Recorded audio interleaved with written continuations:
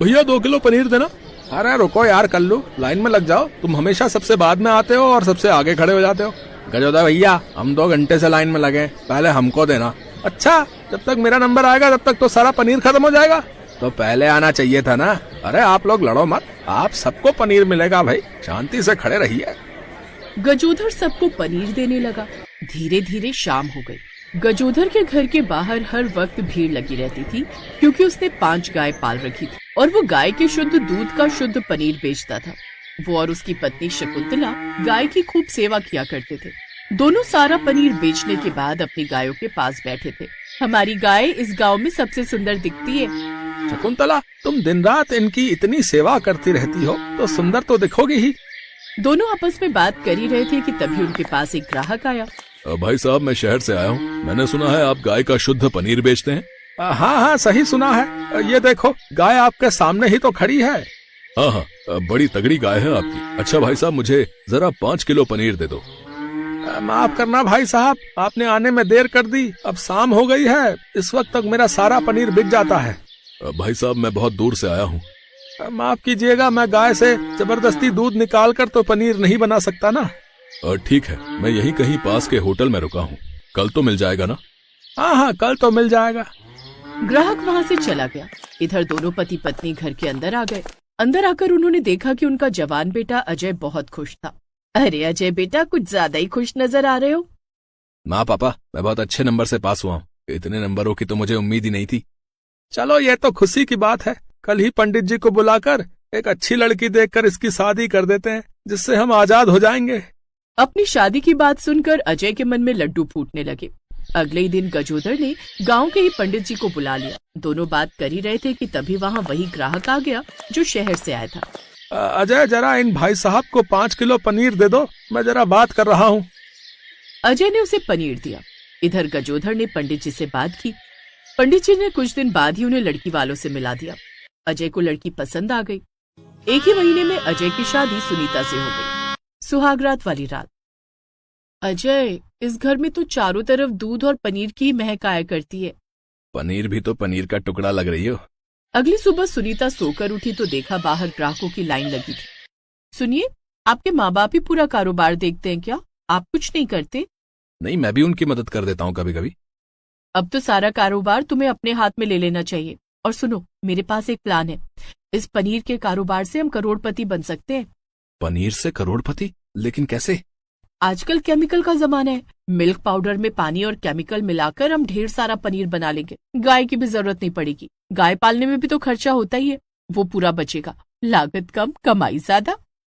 हाँ, बात तो तुमने सही कही। मैं आज ही पिताजी से बात करता हूँ। शाम को जब उसके पिता फ्री हो गए तब अजय अकेले में जाकर तबेले पे उनसे बात करने लगा।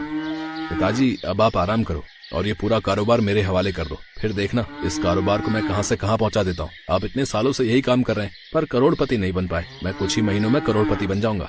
अचानक ये ख्याल तेरे अकेले का तो होगा नहीं, क्योंकि अभी तक तो तुझे मेरा धंधा खराब लगता था। मैंने कितनी बार कहा कि सीख ले, पर तूने तो कभी इंटरेस्ट नहीं दिखाया। अब अचानक पता नहीं कौन सी खुराफात किसने भर दी, चला आया 1 महीने में करोड़पति बनने। गजोधर ने अजय के हवाले अपना व्यापार नहीं सौंपा। उसकी बीवी बहुत गुस्सा हुई। वो दोनों सिर्फ गजोधर और शकुंतला की मदद किया करते थे और कुछ नहीं करते थे। ऐसे ही दिन बीतते गए और एक दिन, अजय, मैं और तुम्हारी माँ जरा 2 हफ्ते के लिए बाहर जा रहे हैं। साले साहब की जरा तबीयत खराब है, उन्हें देखने जाना है। अपनी गायों का ख्याल रखना। बहू, जो भी पनीर लेने आए उसे बड़े ही प्यार से पनीर देना।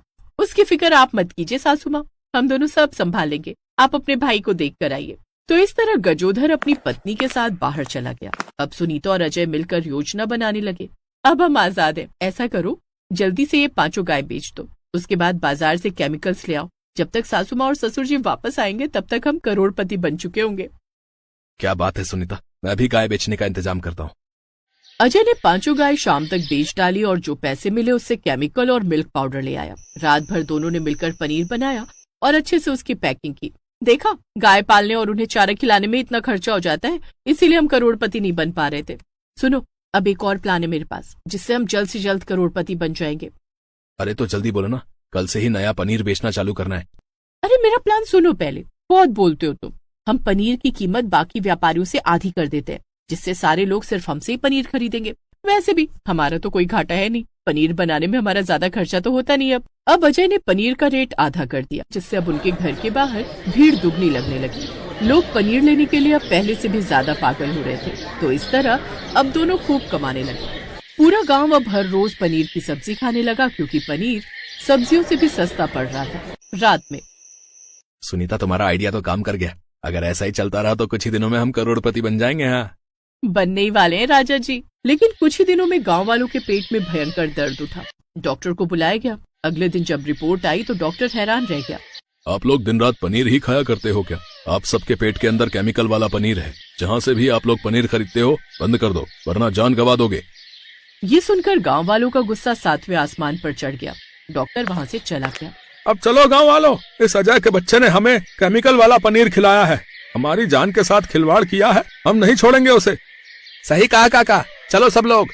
सभी लोग अजय को मारने के लिए निकल पड़े। रास्ते में ही उन्हें अजय मिल गया। वो रहा अजय, इसने हमें केमिकल वाला पनीर खिलाया, मारो इसे, मारो इसे। अरे बाप रे, इन्हें तो पता चल गया। भाग ले बेटा। अजय भागने लगा। गांव वाले उसे दौड़ाते रहे। भागते भागते अजय अचानक अपने माँ बाप से टकरा गया। पिताजी बचा लो, पिताजी बचा लो।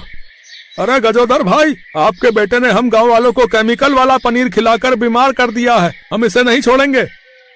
कम वक्त है, इसीलिए मैं अपना धंधा तेरे हवाले नहीं कर रहा था। आजकल के लौंडे आसान रास्ता ढूंढते हैं पैसा कमाने का। गांव वालों, इसे माफ कर दो। अब मैं आ गया हूँ, फिर से आपको गाय का शुद्ध पनीर मिलेगा। और आप लोग फिक्र मत करो, आप सबके इलाज का सारा खर्चा मैं दूंगा। अजय ने सभी गांव वालों से माफी मांगी। दोस्तों, सफलता का कोई शॉर्टकट नहीं होता।